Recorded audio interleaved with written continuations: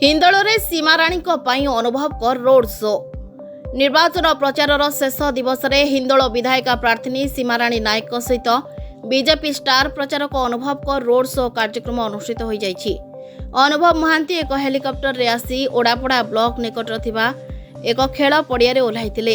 ସେଠାରେ ବିଜେପି ଦଳର କର୍ମୀମାନେ ଅନୁଭବଙ୍କୁ ସ୍ୱାଗତ କରି ଏକ ଖୋଲା ଗାଡ଼ିରେ 55 ନମ୍ବର ଜାତୀୟ ରାଜପଥରେ ଯାଇ गुड़िया काटणी छक दे हिंदोल 7 माइल छकरे पहुंची।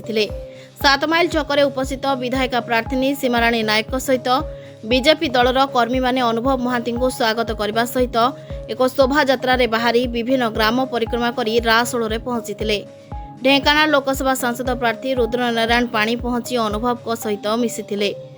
एक कार्यक्रम में अनुभव महांती सहित सीमाराणी नायक हिंदोल निर्वाचन मंडली प्रभारी सुनील शर्मा सहित कर्मकर्ता माने शोभायात्रा रे सामिल होइतिले। रास्तार जिबा बेले अनुभव महांती हाथ जोड़ी बीजेपी को भोट देवाको अनुरोध करथिले। ए कार्यक्रम रे शताधिक मोटरसाइकेल कर्मी माने शोभायात्रा रे सामिल होइतिले। कंटापणियारू जलधर स्वाईं को रिपोर्ट, नाउ ओडिशा।